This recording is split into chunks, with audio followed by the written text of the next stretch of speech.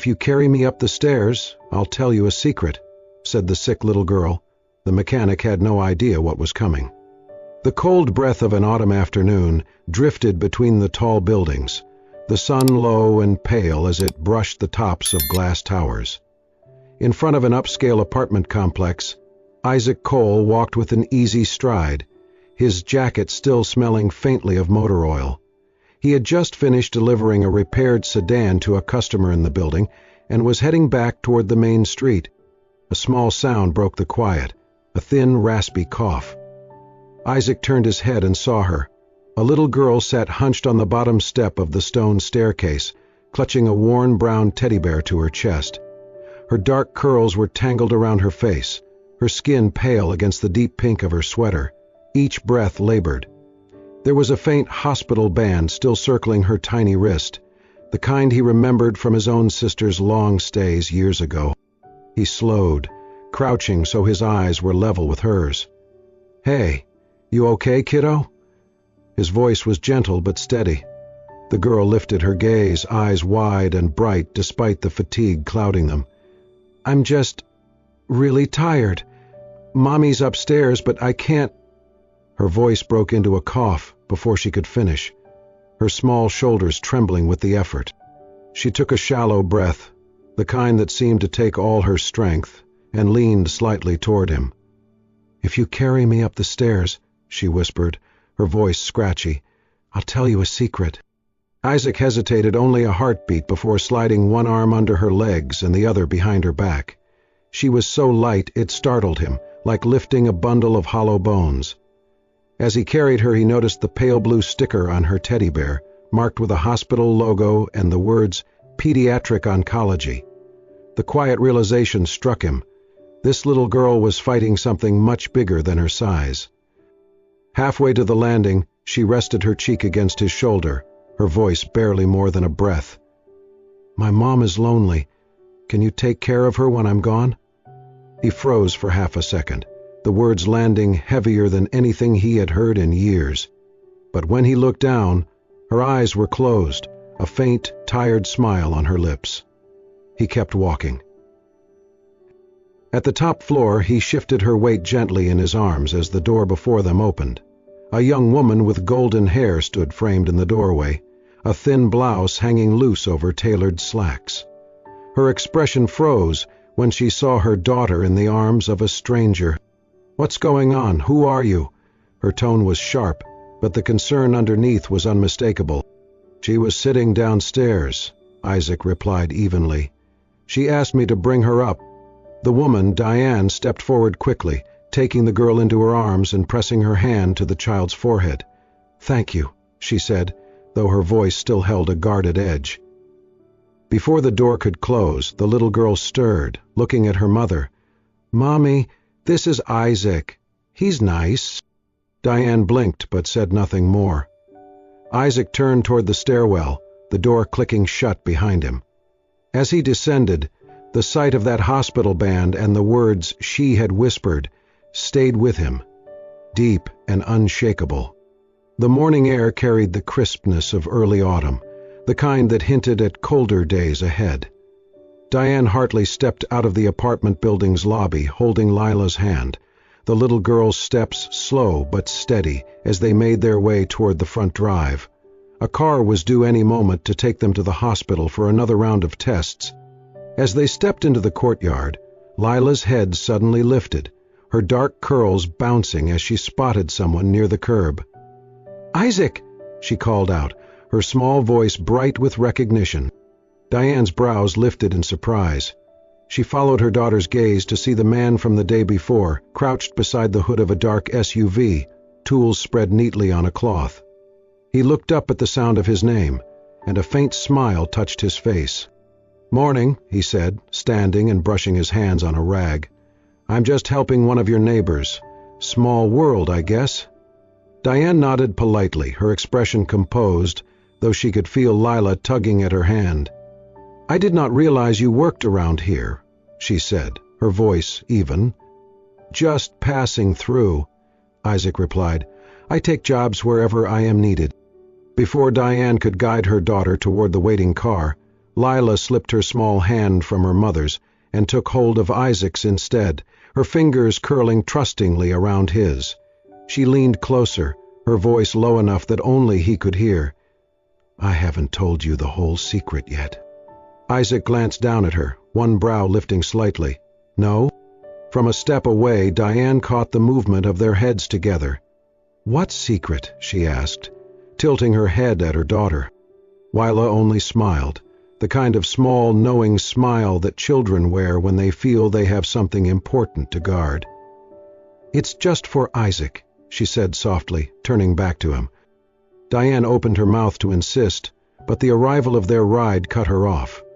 The driver stepped out to hold the door, and Diane gave Lila a gentle nudge forward. "Come on, sweetheart. We are going to be late." They all moved toward the car. Diane paused to sign the transport form, the clipboard balanced against the driver's arm. Isaac, without hesitation, lifted Lila into his arms so she would not have to step up into the vehicle. Her small hands held onto the front of his jacket, and she leaned in to speak in that same confidential tone. "Mommy works too much," Lila whispered. "Even when she is home, she is always on the phone or her computer. She does not laugh very much. I think she is lonely, even if she says she is fine." Isaac looked at her, the seriousness in her eyes far older than her 4 years. "That is a big thing to notice," he said quietly. "I just want her to be happy," Lila murmured, then rested her head briefly on his shoulder. Diane returned the clipboard to the driver and turned to see Isaac still holding her daughter, his posture careful, protective. She took a step closer, holding out her arms. "I can take her now." But before he let go, Isaac reached into the breast pocket of his work jacket and pulled out a small, glossy sticker in the shape of a red heart. He pressed it lightly to the back of Lila's hand. "For brave girls only," he said. Lila's face lit up, and she looked down at the sticker as if it were made of gold. "Thank you," she said softly, curling her fingers to keep it safe. Isaac set her gently into the car seat, making sure the belt was snug before stepping back. Diane watched him for a moment, her lips parting as if to speak, but then she only said, "Thank you for helping her yesterday. And today." "Anytime," Isaac replied, his voice steady. He gave Lila a small wave as the driver closed the door. As the car pulled away, Diane glanced back once through the window. Isaac was already turning toward the SUV he had been working on, the morning sun glinting faintly on the tools in his hand. Lila sat quietly beside her, one small hand pressed over the sticker on her skin, as if she were holding on to something far more important than paper and glue. The days grew shorter as autumn deepened, and Diane began to notice that Isaac seemed to cross her path more often. It was never in a way that felt forced, just small glimpses here and there. She would step into the hallway and see him replacing a flickering light bulb above the elevator, his tall frame balanced easily on the step stool. Another time, she caught sight of him carrying 2 heavy grocery bags for Mrs. Wetmore, the elderly woman who lived 3 doors down, patiently waiting for her to shuffle ahead so he could match her slow pace. It was hard to ignore the quiet efficiency with which he moved, the way he spoke little but seemed to observe everything. One Tuesday afternoon, Diane's phone buzzed with an urgent call from her office. A high-profile client had pushed up an important meeting, and she would need to be on a video call within the hour. The problem was, Lila had a follow-up appointment at the hospital that same time. Before she could begin rearranging everything in a flurry of stress, she found Isaac standing in the lobby, chatting briefly with the building's doorman. "If you need," he offered, "I can take her to the hospital. I know the way. I'll make sure she's back safe."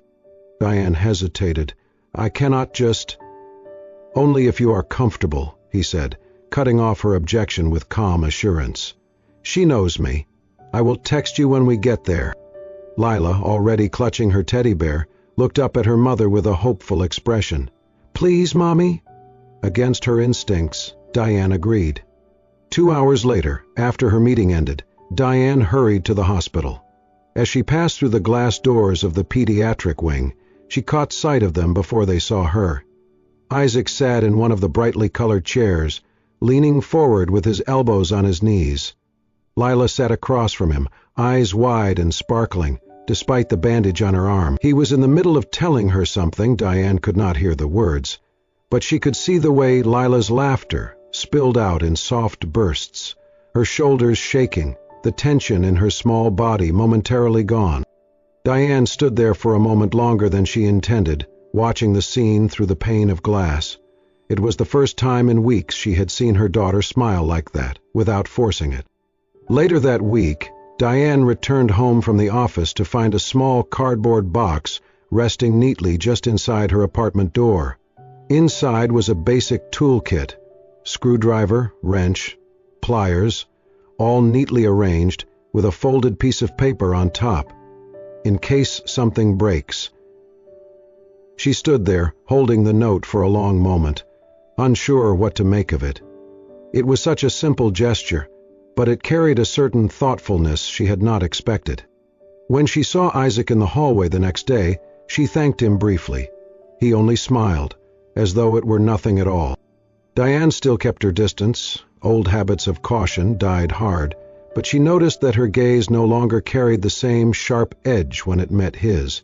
And when Lila waved at him from across the lobby, Diane found she did not feel the need to pull her daughter away quite so quickly. The rain fell in relentless sheets that night, hammering against the tall windows of Diane's apartment. Wind howled down the narrow streets, carrying the smell of wet pavement and the faint metallic tang of the city after a storm. Inside, Diane was pacing the living room, her laptop still open on the coffee table, when a small, sharp sound made her turn. From the couch, Lila let out a weak whimper. Her cheeks were flushed, her tiny chest rising and falling too fast. Diane rushed to her side, pressing a hand to her forehead, and felt the alarming heat beneath her palm. "Lila? Sweetheart, can you hear me?" The girl stirred, but did not answer, her breaths coming shallow and ragged.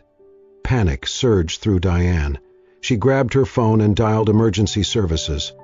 The operator's voice was calm, but when Diane gave the address, the reply was grim. Several streets were flooded from the storm, and traffic was at a standstill. It could be 40 minutes before an ambulance could reach them. 40 minutes was too long. Without thinking, she scrolled to Isaac's number. Her fingers trembled as she typed, "She's burning up. Can't breathe right. No ambulance yet. Please help." The reply came almost instantly, "On my way." 7 minutes later, a sharp knock rattled the door. Isaac stood there, rain dripping from his hair, his jacket soaked through. "Let's go," he said, already stepping inside. He lifted Lila into his arms, wrapping her in a blanket Diane had grabbed from the couch, and they hurried down the stairwell. His truck was parked illegally by the curb, engine running, headlights cutting through the sheets of rain. Diane climbed into the passenger seat while Isaac gently settled Lila in the back, securing her with one hand while the other shielded her head from the rain. The drive was tense and silent, except for the roar of water under the tires. Isaac's jaw was set, his eyes fixed on the slick road ahead. But once he reached a clear stretch, he pressed harder on the gas. Within minutes, they were pulling under the bright overhang of the hospital's emergency entrance. Inside, nurses whisked Lila away almost as soon as Diane stepped through the doors. Diane followed until she was stopped outside a curtained room, left with nothing to do but wait. She sank into a stiff chair in the waiting area, her hands clasped so tightly her knuckles were white. A moment later, Isaac sat down beside her. He did not speak, did not try to fill the air with empty reassurances. Instead, he simply rested a warm, steady hand on her shoulder. She felt the weight of it, the grounding presence, and only then realized she was shivering. Without a word, he shrugged off his own damp jacket and draped it over her. The minutes crawled by, measured only by the distant sounds of footsteps and the murmur of voices behind closed doors, Diane kept her eyes on the tiled floor, but her mind replayed every moment of the evening in sharp detail.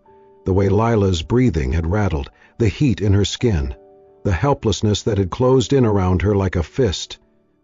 Finally, a nurse appeared, her expression calm. "She's stable now. The fever is down and her breathing is improving. You can see her in a few minutes." Diane's shoulders sagged, the tension spilling out of her in one long exhale. She turned to Isaac, her voice low but steady. "Thank you. For coming so fast. For being here." His eyes softened, though his reply was simple. "You do not need to thank me." But as they sat there in the dimly lit waiting room, the storm still raging beyond the glass doors, Diane knew she would remember this night, not just for the fear it had held, but for the quiet, unshakable way he had been there when she needed someone most. The morning was clear and cool, sunlight spilling over the rows of cars parked outside the small garage. Diane pulled up at the curb, a cardboard box on the passenger seat beside her. Inside were still warm pastries from a bakery downtown and 2 tall cups of coffee. She had told herself it was a simple gesture, a thank you for the night Isaac had driven through the storm, but she knew it was more than that. When she stepped inside, the air was thick with the scent of oil and metal. Isaac was under the hood of a pickup, sleeves rolled to his elbows, a streak of grease across one forearm. He looked up, surprise flickering briefly in his eyes, before he wiped his hands on a rag. "Morning," she said, holding out the box. "I thought you might need a break." He gave a small smile, accepting it with a nod. "You did not have to do this." "Maybe not," she replied, "but I wanted to." While he carried the box toward the small office at the back of the garage, Diane followed. The door was open, and she caught sight of a few personal things scattered among the ledgers and invoices.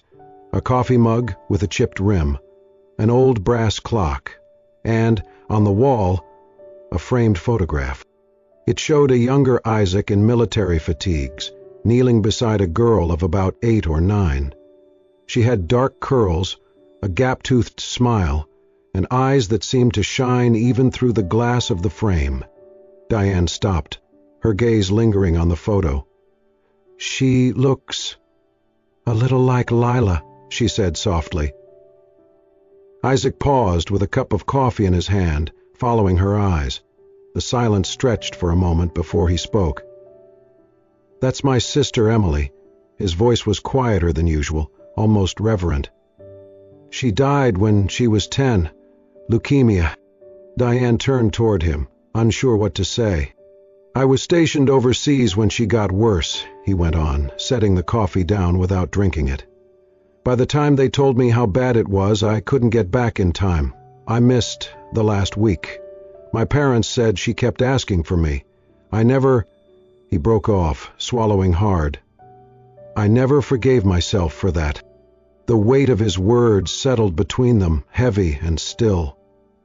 Diane understood in that moment why he had been so quick to step in for Lila, why he carried her without hesitation, why he stayed by their side in that hospital waiting room.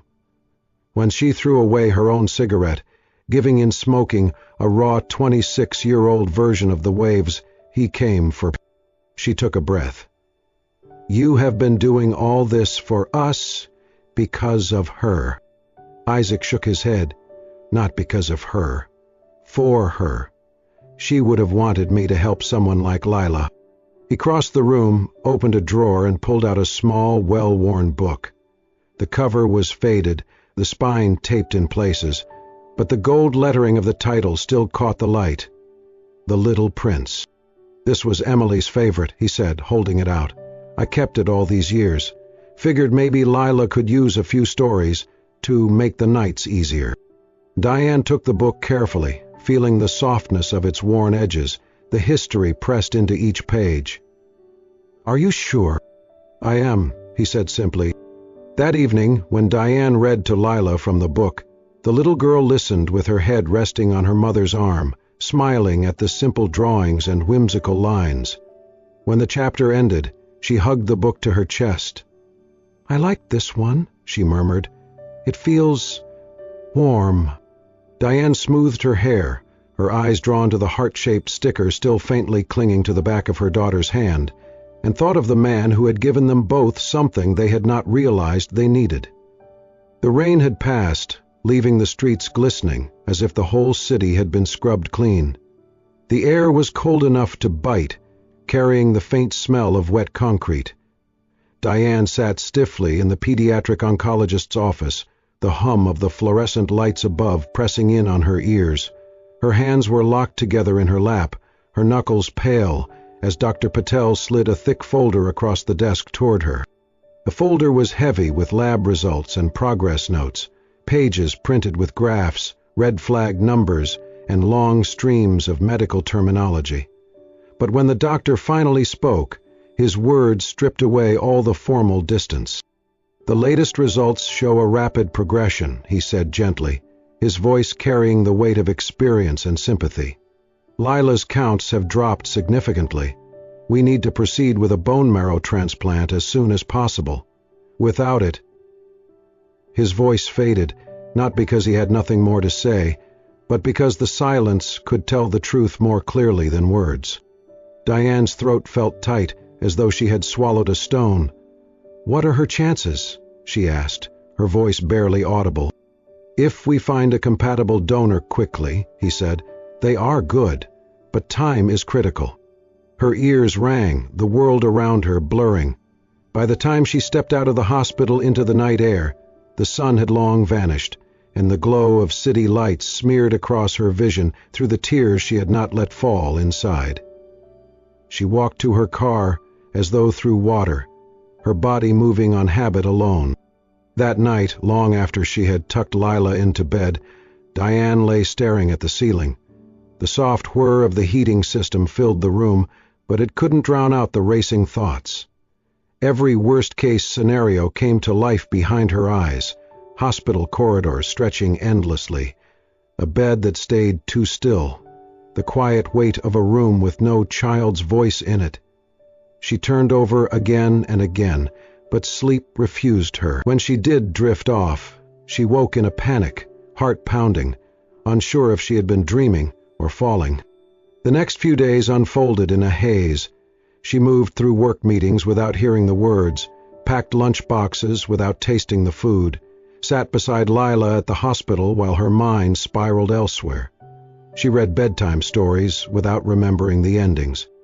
What she did not know was that while she was fraying at the edges, Isaac was making his own quiet push against the clock. After closing the garage each night, he stayed in the small, cramped office at the back. The hum of an old desktop computer kept him company as he searched through bone marrow donor registries. He sent emails to contacts he had not spoken to in years, nurses who had been there during his sister's treatment, coordinators at veterans hospitals, even strangers on online forums for transplant support. He left voicemails, filled out forms, and kept a growing list of possible matches, chasing every thread no matter how thin. When Diane asked how he was, he always gave the same answer, just keeping busy, without telling her what that really meant. One late afternoon, Lila was waiting in the apartment lobby, her legs dangling from a chair, while Diane spoke with the concierge. Isaac walked in, spotted her, and crossed the tiled floor. He crouched so they were face to face. "Hey, brave girl," he said, giving her a small smile. She smiled back faintly, clutching her teddy bear to her chest. "I heard Mommy talking to the doctor. She thinks I did not hear, but I did." Isaac's expression shifted. "What did you hear?" "That I need a new part," she said slowly, "from somebody else's blood." Her forehead wrinkled, but her voice was steady. "It sounds scary, but I think I can be brave." She hesitated, then added in a whisper, "If you take care of Mommy, I will not be scared." The words hit Isaac like a physical blow. He searched her face, and what he saw there was not fear, it was resolve, far too grown up for a 4-year-old. He laid his hand gently over hers. "You just focus on getting better. Let me worry about the rest." Lila gave one small, solemn nod, as if sealing a pact. Then she leaned forward, resting her head against his shoulder. Isaac held her there, his arms wrapping around her slight frame, silently making a promise he knew he would keep. She would not face this fight alone. Neither would her mother. The call came just after dawn, when the sky outside Diane's window was still the color of slate. She had been dozing in the chair beside Lila's bed at the hospital, the beeping of the monitors her only measure of time. "Miss Hartley?" The nurse's voice was warm, almost buoyant. "We found a match." For a moment Diane could not speak.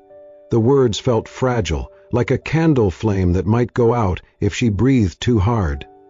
"A match?" she finally managed. "Yes, the donor wishes to remain anonymous, but the compatibility is excellent. We can schedule the transplant immediately." Within hours, preparations began.